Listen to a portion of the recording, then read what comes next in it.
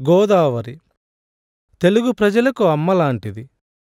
అందుకే మనం గోదావరిని గోదారమ్మ అంటాము. భారతదేశంలో రెండవ అతిపెద్ద నది. పశ్చిమ కనుమలలో బ్రహ్మగిరి కొండల్లో త్రయంబకేశ్వరం వద్ద నాసిక్ జిల్లా మహారాష్ట్రలో పుట్టింది. గోదావరి సముద్రానికి 3000 అడుగులు పైయున్నది. దీని విస్తీర్ణ 1,20,000 చదరపు మైళ్ళు. ఈ నది మహారాష్ట్ర, మధ్యప్రదేశ్, తెలంగాణ, ఆంధ్రప్రదేశ్లో 900 మైళ్ళు ప్రవహించి తర్వాత బంగాళాఖాతంలో సంగమించనుంది. గోదావరి పుట్టుక కూడా అత్యంత హృదయమైనది. అనేక మలుపులతో వివిధ రూపాలలో ప్రవహిస్తూ సముద్రంలో కలిసిపోతుంది. నారద పురాణంలో గోదావరి జన్మం గురించి విపులంగా రాసి ఉంది. సర్ ఆర్థర్ కాటన్ నిర్మించిన ధవళేశ్వరం కట్టడం చాలా ప్రసిద్ధిగాంచినది. ఆంధ్ర ప్రజలకు అన్నపూర్ణగా పేరు పొందింది. గోదావరి జన్మ వృత్తాంతం పరిశీలిస్తే గోదావరి అవతరణకు కారణం పార్వతీదేవి. గంగ పరమేశ్వరుడి తలమీద ఉండటం ఇష్టం లేక ఎలాగైనా తలమీద నుంచి గంగను భూలోకమునకు పంపించాలని పార్వతీదేవి తన ముద్దుల బిడ్డలైన వినాయకుడు, కుమారస్వాముల సహాయం కోరుతుంది. తల్లి బాధ అర్థం చేసుకున్న వాళ్ళిద్దరూ ఇష్టం లేకున్నా సరే అంటారు. కైలాసంలో మొదలైన ఈ నాటకం భూలోకంలో బ్రహ్మగిరిపై సమాప్తమవుతుంది. బ్రహ్మగిరి పర్వతం చాలా ప్రశాంతమైన పుణ్యస్థలం. అందమైన ప్రకృతికి నిలయం ఈ ప్రదేశం. సప్త ఋషులలో విశిష్ట స్థానంలో ఉన్న గౌతమ్ మహర్షి, అహల్యామాత నివసిస్తున్న ప్రదేశమిది. ఉన్నట్టుండి ఆ ప్రాంతం క్షమపిశాచికి బలి కాబడినది. అప్పుడు వానలు పడక, నీళ్లు లేక, పంట భూములు సరిగా పండక ప్రజలు చాలా దుర్భర పరిస్థితికి వచ్చారు. అలా 24 సంవత్సరాలు గడిచిపోయినవి.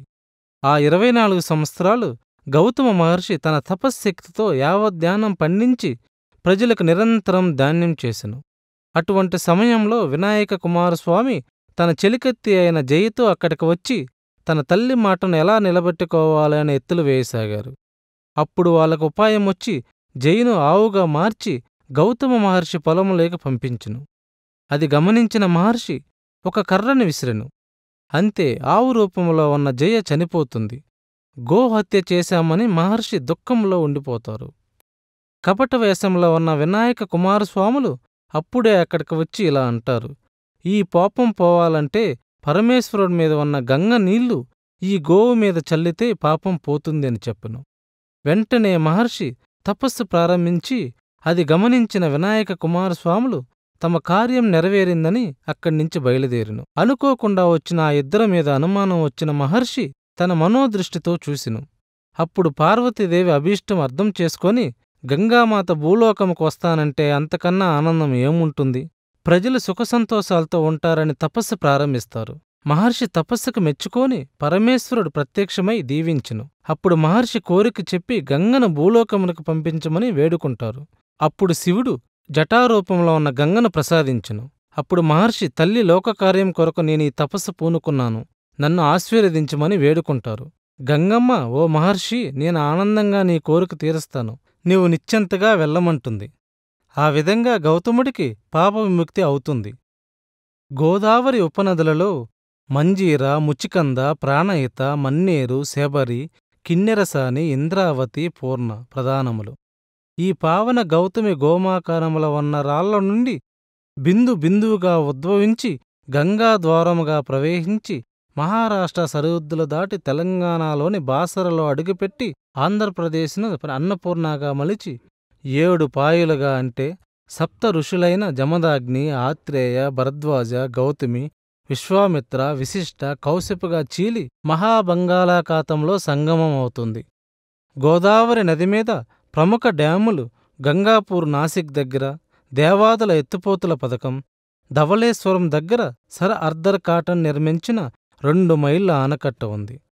గోదావరి నదీ తీరంలో నాసిక్లో ప్రముఖ కుంభమేళ కేంద్రం, త్రయంబకేశ్వరం 12 జ్యోతిర్లింగాల్లో ఒకటి, నాందేడు ప్రఖ్యాత సబ్కండ్ గురుద్వారా, ఆదిలాబాద్ బాసర వద్ద ప్రసిద్ధ గాన సరస్వతి దేవాలయం, ధర్మపురి లక్ష్మీ నరసింహస్వామి దేవాలయం, భద్రాచలం రామాలయం, ఆంధ్రప్రదేశ్లో మంతానిలో గౌతమేశ్వర దేవాలయం, ద్రాక్షారామం, అంతర్వేది లక్ష్మీ నరసింహ ఆలయం ముఖ్యమైనవి.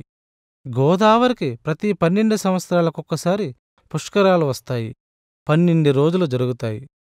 అలా భూమి మీదకు వచ్చిన గంగమ్మ నాసిక్లో ముద్దాడి మహారాష్ట్ర, మధ్యప్రదేశ్లోని పావనం చేస్తూ తెలుగు ప్రజల కోసం అన్నపూర్ణాదేవిగా అవతరించి నాసిక్లో కుంభమేళ, గోదావరి పుష్కరాలతో ప్రజల పాపాలను కడుగుతూ మనలో ఒక్కరిగా కలిసిపోతుంది. అందుకే మన పెద్దలంటారు, గోదావరి అందాలు చూడను మన 2 కళ్ళు సరిపోవు అని. ఒక్కసారి గోదారమ్మకి నమస్కారం చేసి మనం నిష్క్రమిస్తాం.